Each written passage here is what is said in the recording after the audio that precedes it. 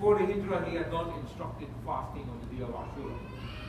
And there are a hadith that he had announcers go around the city of Medina and announce those who have not eaten anything as yet, they should observe a fast on that day, and those who have already eaten something should abstain for the rest of the day. So the fasting of the day of Ashura to show gratitude. Mullah Ali Qari also mentions that the Ark of Nuh alayhi salam came to rest on the mount on the day of Ashura as well. So it was a day of thanksgiving and observed by the various prophets as a day of thanksgiving and continued to be observed as a day of thanksgiving. And the main method of thanksgiving on the day of Ashura, of course, is to observe the optional fast. So Abdullah ibn Abbas tells us that he did not see Rasulullah sallallahu alayhi wa sallam singling out any day for fasting and considering the fast of that day more meritorious than the fast of other days, other than this day, the day of Ashura, and this month, the month of Ramadan. And the beloved Messenger sallallahu alayhi wa sallam is reported to have said that the most meritorious of fasts after Ramadan is in Muharram, the month of Allah. The hadith goes on, the most meritorious of Salat after the Fard is the Salat at night, that is Salat al-Tahajjud. Then, Sayyidatuna Hafsa radiallahu ta'ala tells us that the hadith transmitted by Imam Nasir, that four things the Rasulullah never omitted. And these are four non-compulsory things. The fast of Ashura, fasting for 3 days in the month, observing the first 10 days of Dhul Hijjah, and the 2 rakats before the Fard of Fajr. So, you know, even on a journey, Rasulullah did not leave those 2 rakats. So he observed the fast of Ashura throughout his stay there after the Hijrah in the city of Medina. But then in a Muslim transmits a hadith, and from the information we know that this hadith, this question of the companions, took place in the 11th year after the Hijrah, after the month of Muharram. They told the beloved Messenger sallallahu alaihi wasallam that this day of Ashura is a day that the Jews and Christians hold in esteem. Meaning that now that the beloved Messenger has instructed sallallahu alaihi wasallam that we should differentiate ourselves from the Jews and the Christians, because they hold the day of Ashura in high esteem, and we observe the day of Ashura, it looks as though we are doing the same thing. And the beloved Messenger sallallahu alaihi wasallam replied that if I live until the coming year, I shall certainly fast on the 9th. It is the 9th of Muharram, which commentators tell us means the 9th in addition to the 10th. So to observe 2 days to differentiate from the observance of the then observance of the Jews and the Christians. Christians no longer observe this, Jews still do. They call it Yom Kippur, the first 10th day of the first month, to give thanks to the Creator for rescuing Musa alayhi salam and the Bani Israel. So the beloved Messenger said, if I live until the coming year, but that was the year that Allah subhanahu wa ta'ala recalled him from this physical world, so he did not actually fast on the 9th and 10th, but he set the example, or we have that guidance there, to fast for 2 days to differentiate from the observance of the Jews of 1 day. So this is how we observe Ashura, thanksgiving to Allah subhanahu wa ta'ala for the special bounties and blessings on various prophets and their peoples at different times in history. As we have seen Musa alayhi salam, Nuh alayhi salam, and there are other prophets as well in whose time major events took place on the day of Ashura. So observance of Ashura, inshallah, the 9th of Dhul Hijjah will be Friday, inshallah. The 10th of Dhul Hijjah, the actual day of Ashura, will be Saturday, inshallah. Friday and Saturday coming. And so we should try to observe the fast of Ashura. The beloved Messenger sallallahu alaihi wasallam in a hadith transmitted by Imam Muslim is reported to have said, the fast of Ashura, I hope from Allah that it will compensate for the year prior to it. That is, for the sins, minor sins, the commentators of the hadith tell us, of the whole year prior to the day of Ashura. So from this Ashura to the previous Ashura. The beloved Messenger said, sallallahu alaihi wasallam, he hopes from Allah that the fasting on that day will compensate for all the minor sins of the previous year. Major sins we have to repent and beg for forgiveness from Allah subhanahu wa ta'ala. So this is the excellence of the fast of the day of Ashura. So we should not give up this fast therefore on this day of Ashura. Now, Rasulullah sallallahu alaihi wasallam departed from this physical world in the year 11 after the Hijrah. 50 years after that, in the year 61 after the Hijrah, Imam al-Hussein and a number of his relatives and companions were martyred at Karbala on the day of Ashura.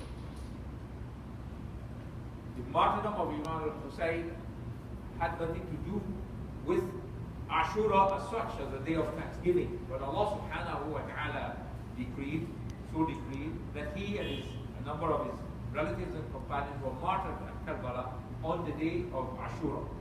So that after that year, the 61st year after the Hijrah, when Muslims observed Ashura, obviously they would also remember Imam al-Hussein and his companions. One section of the Muslim community, however, they have spread a number of incorrect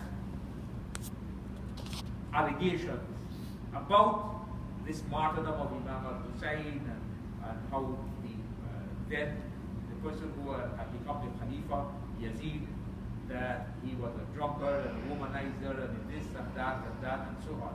Now, all of this information is incorrect. Imam al-Ghazali has pointed out in his writing on that there is no evidence, there is no historical evidence that Yazid instructed that Imam al-Hussein should be killed. And there is historical evidence that the people who martyred Imam al-Hussein, they cut off his head and sent his head to Damascus. As you know, Karbala is in Iraq. They sent his dead to Damascus, which was the seat of the caliphate at that time. And historical evidence is there to say, to inform us that when Yazid saw the head of Imam al-Hussein, he wept. He said he would have done anything to prevent this from happening. So Muslims remember Imam al-Hussein and that standing up for the principle. Monarchy, with the ascension of Yazid, monarchy was introduced into Islam. And Imam al-Hussein was in the very small minority of persons among the companions. So the majority of the companions who were alive at that time, they took the bay'ah to Yazid. And when you indict Yazid with all these allegations, you are indicting the companions that they would have taken bay'ah to a drunkard, a womanizer, a this and that and that and that, which is not so. But those who did not, they were Imam al-Hussein, Abdullah ibn Zubayr, and one other major companion. They didn't take the bay'ah. Abdullah ibn Zubayr went to Makkah. The people of Makkah took the bay'ah to him, and he became the leader of Makkah and its environs for some years. Imam al-Hussein was, the people of Kufa, they invited him. He was going to Kufa, and it was on the way that he was martyred when the commander of the army insisted that he take the bay'ah, and he had given him some alternatives. Allow him to return? No. Allow him to go to Yazid? No. Allow him to go to the borders and participate in jihad? No. Take the bay'ah to Yazid here, which he declined to do. And so that battle took place at Karbala. But Muslims remember the martyrdom of Imam al-Hussein when they observe Ashura, his companions, that they stood up, willing to sacrifice everything, including their lives, and they did sacrifice their lives, a number of them, standing up for that principle that monarchy is contrary to the principles of Islam, and that leadership should be decided on merit and not on the basis of lineage. We are still plagued by monarchy today in many parts of the Muslim world. So the observance of Ashura had nothing to do with the martyrdom of Imam al-Hussein. Imam al-Hussein was martyred on the day of Ashura, after Ashura was being observed through the centuries by various prophets and their true followers, and by Rasulullah sallallahu alayhi wa sallam and the companions.